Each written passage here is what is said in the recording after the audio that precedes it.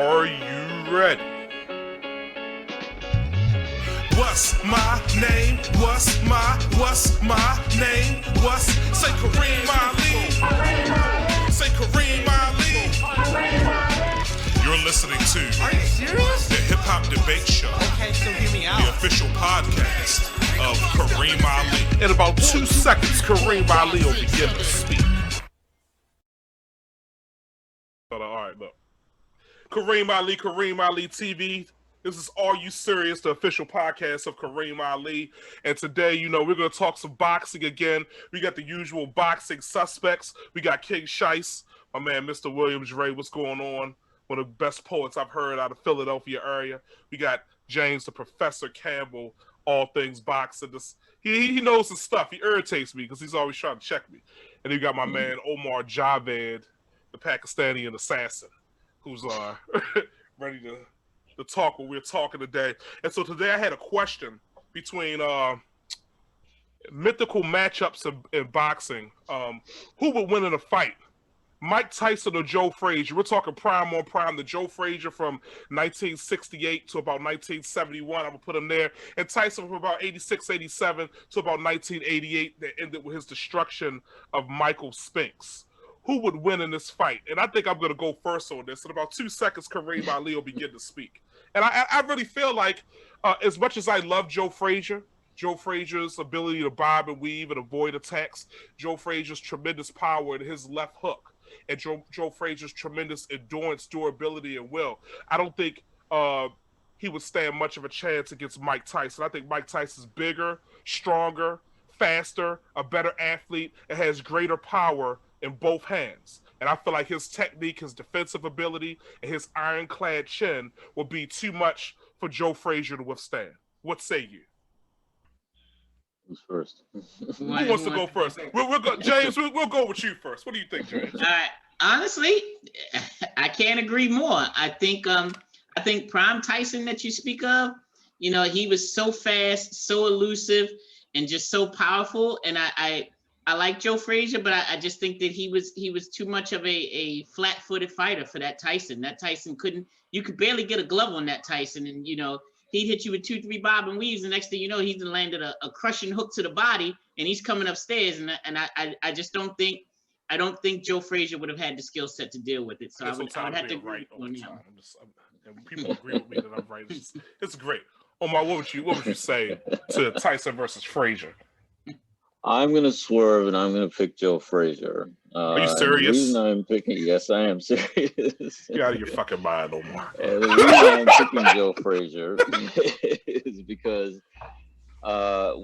yes, Tyson is a better athlete, and the evolution of athletes by the 80s was one thing. But I think if Joe Frazier came up around the same time period, he would have some of those same aspects of his physical ability as well, and they are very similar in my mind. And to me, the version of Evander Holyfield that beat Mike Tyson would be very similar to what Joe Frazier would be able to do in terms of being able to maybe back him up, in terms of being able to maybe get inside, get into, and be able to force Tyson to, because a lot of people that Tyson fought would often be on the back foot because of his aggression. Well, someone like Joe Frazier doesn't back up very easily, and the person that backed Joe Frazier up was a lot taller than him, and that was George Foreman. With Tyson being the same kind of height, I don't think that Tyson would be able to back him up and then corner him and just catch him like that. Are you saying that Joe Frazier? Hold on 1 second. Are you saying that Joe? I got a question. Go ahead. I'm sorry. I got to say this. Are you saying that Joe Frazier would be Joe Frazier?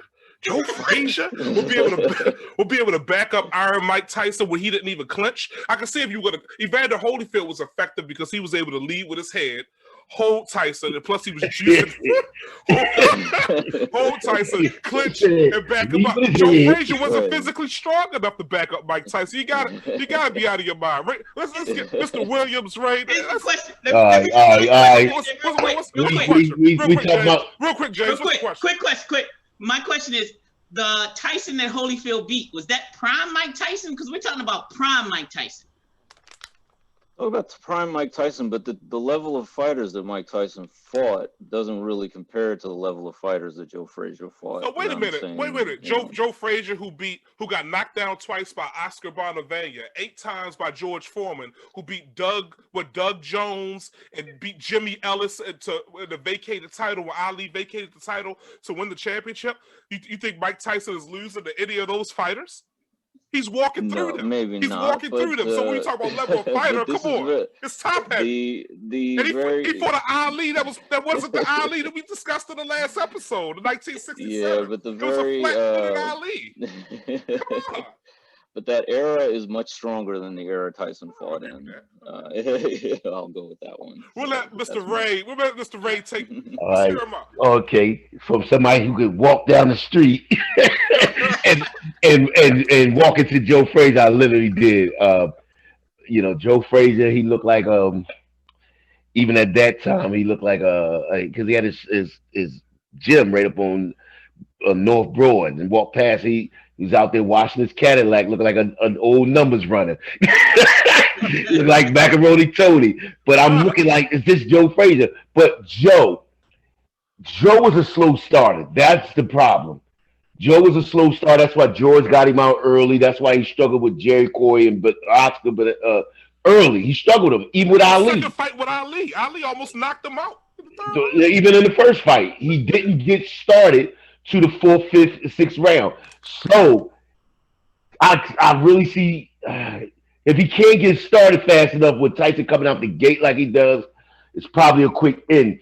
But, and it's a big asterisk, if he does, you never seen Tyson in the 8th, 9th, 10th round in a shootout like when Joe gets going. By 8th, 9th round, when Joe gets going, that was the problem. He could never get going against George because George would get him out of there.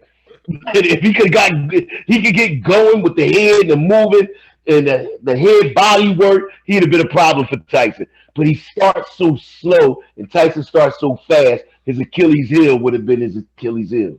I got to disagree a little bit there. I think, did you see Tyson versus Razor Ruddock? Come on. They both was trying to one-shot each other to death. He wasn't going. But that was a good fight. That was the Tyson that wasn't moving his head. I was scared for Tyson because he said I'm not a hater. I was sitting on the bush. I'm like, yo, because Ruddock was killing jokers.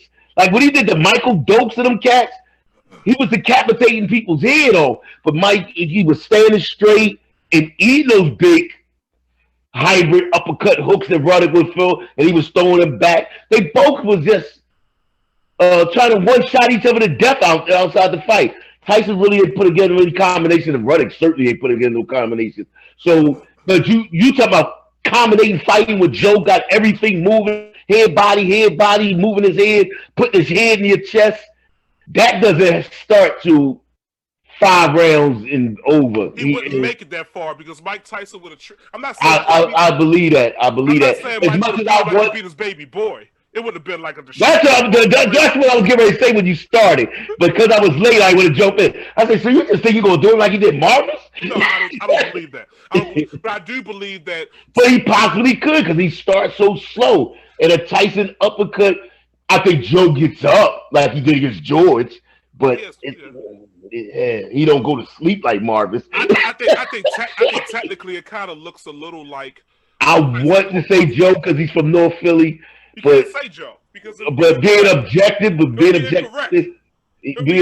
he just even gets Corey and Oscar and Ali. He starts so slow. Do you see? Everybody's got a plan. He starts so slow. I would love to see Joe and Tyson in the 6th, 7th, 8th, 9th, 10th round, but I don't think he gets there. Yeah, I think technically it would kind of look like when Tyson fought Buster Mantis Jr. and Buster Mantis had his hand in Tyson's chest. Tyson couldn't get any space to land his shots because he was smothering his punches. When Tyson stepped out and angled out, he was able to catch him And that wasn't it the decline in Tyson? That was the decline in Tyson, but I think because of the size of the fighters, because Tyson's usually punching up at guys. Joe Frazier was actually a quarter-inch taller than Tyson. I would hope his reach was just a little bit more. Joe get the sweating in the dressing room.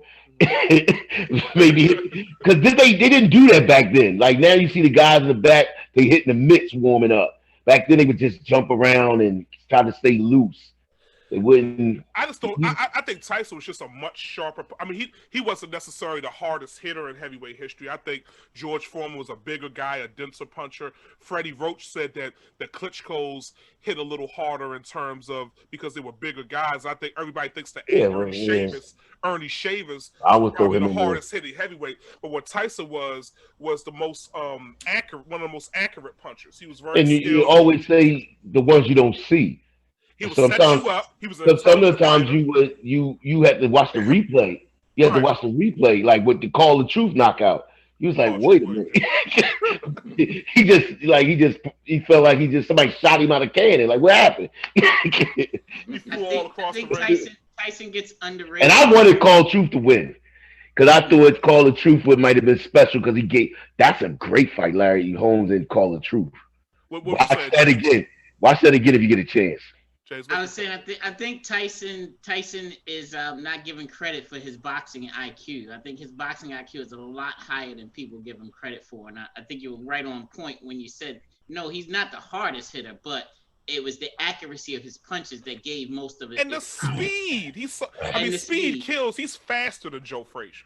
He out-jabbed a lot of people. He had shorter arms. Like he out-jabbed. Yeah, he out-jabbed Terrell Biggs, and that's a West Philly, and that hurt me. Philly just taking a real beating today, aren't they? Good grief. But Terrell, we found out later, Terrell was, doing. He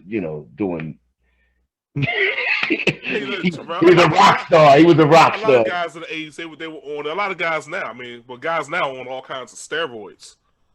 Well, back then they steroids was cocaine. Yeah, exactly. And I don't know how much. In your head, you might think you're flying and greater, but it doesn't help. Omar, you're serious? You want to go against Iron Mike with the Iron Chin? Iron Chin, yeah, but I'm gonna disagree, and I'm gonna pick Joe Frazier because I'm partial to that era of heavyweights, and I think that was the strongest era of heavyweights. I don't disagree with that, but we have a new Tyson hater today. That's all I'm saying. Ray, you lost I'm not a Tyson hater. Ray, you lost your title. I'm not a Tyson hater. I think Tyson is underrated for his boxing. He gets confused with Full disclosure, when it comes to Mike Tyson and maybe Muhammad Ali, I'm completely biased. I don't. Yeah. I'll pretend to be objective. I'll say objective shit, but I'm completely biased.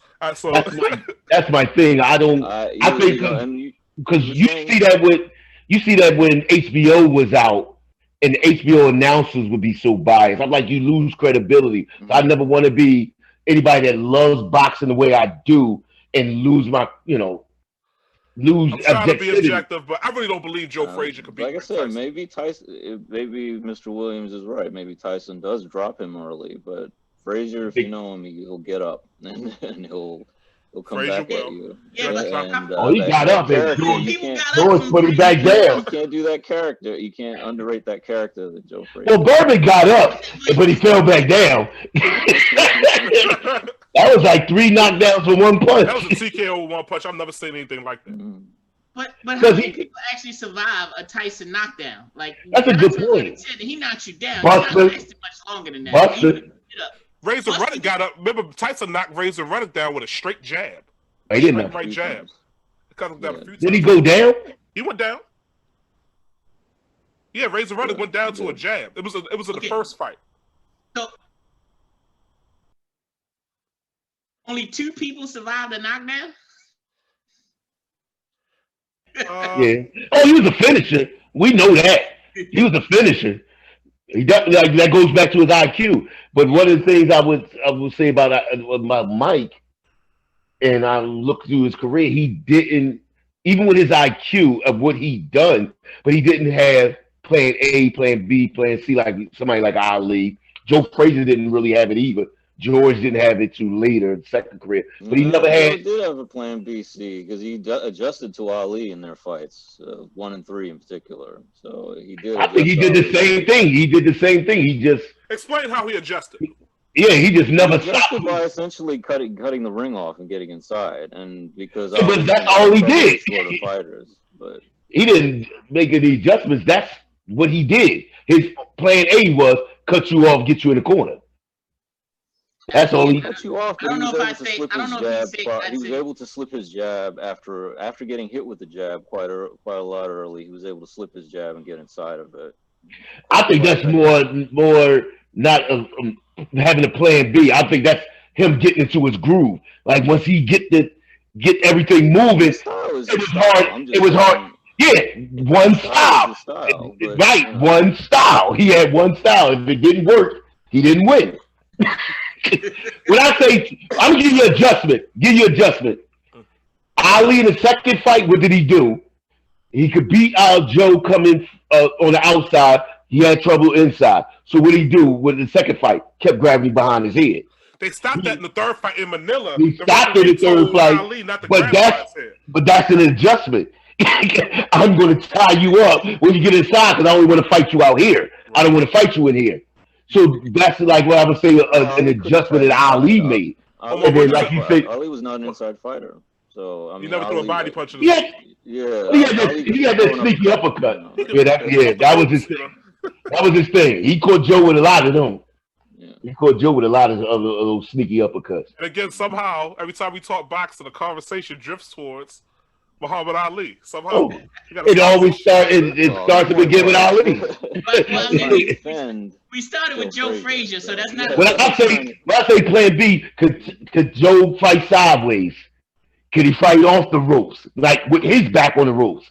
These different things he couldn't do. I think that he only could fight coming forward. I think your physique and your physical makeup sometimes gives you your strengths and limitations. And someone like Tyson and Frazier, because of their short arms, they have to come to you to hurt you. So there's really only one way they can fight. It's not a whole lot of versatility or things that they could do. Tyson can't really fight backing up, neither can Frazier. You can't hit him on the shoulder. So we gonna talk about James Toney when he came to heavyweight. He was 5'9", 5'8".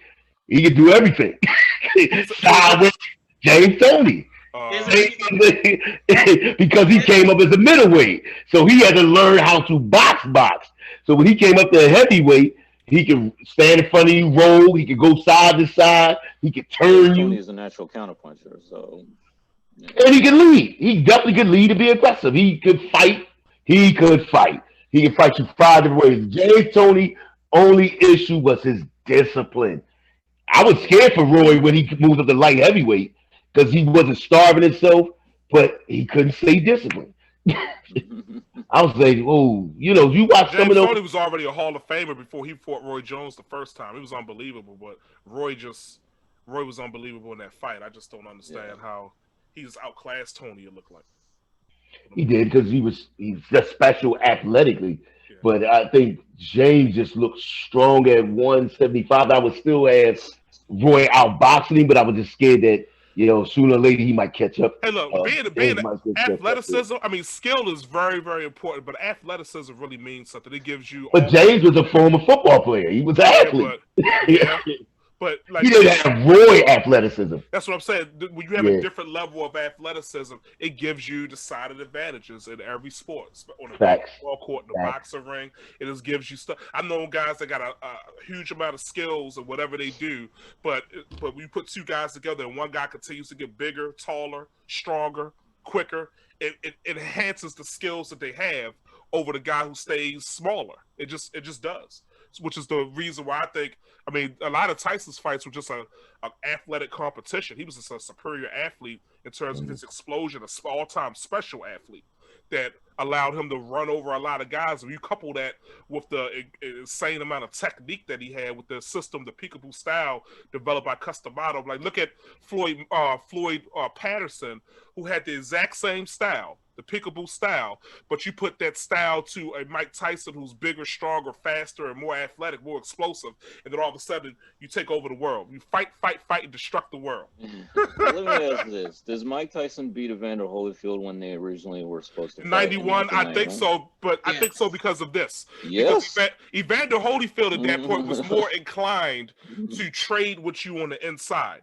He had developed the technique of holding, pushing back, and also he wasn't working with Mackie, and he wasn't juiced. Look at the first Holyfield fight where Holyfield's back and his trapezius muscles were overdeveloped. He looked like the Man of Steel, Ben Affleck. He looked like fucking Captain America, like he took a super soldier serum. There's nowhere in the world. And I go the same way I go with, because, you know, I was calling it when Holyfield was a cruiserweight. It cast around my way. It was like, yo, you was the one that kept saying Holyfield could beat him. And all we could say, if he could get out those first 3 rounds. Because Holyfield, again, if you watch the Dokes, the Alex Stewart fights, Dwight Crowley, he just gets going. You know, the chin gets going. Even when Burt Cooper caught him, a poor man's Tyson, he was already giving him boxing lessons. He caught him. But, you know, Tyson and Holyfield had that chin. He definitely had a chin. I've seen him eat 3 straight right hands for Alex Stewart and didn't blink. Well, he has a chin. He had what it took to go against even that older George Foreman. I wanted to see it. And that was a 235 Riddick Bowe beating on a 208 Holyfield. Riddick Bowe was my guy. We got to come back one day and talk about Riddick Bowe, Lennox Lewis, at about 94, we'll say. Anything after 94 is Lennox. I wouldn't bet the house on Holyfield, because I always had an asterisk with it. If he gets out those first 3 rounds, I want to see it. I still think he beats a focused Tyson. I think Tyson, in between that fight, he had to fight Razor Ruddock the second time. And then after the second time when they were training, I think Tyson hurt his thumb or something like that, and they postponed the fight, and then the rape allegation came. This is my thing. Yeah, this is my thing. This is my thing with Mike.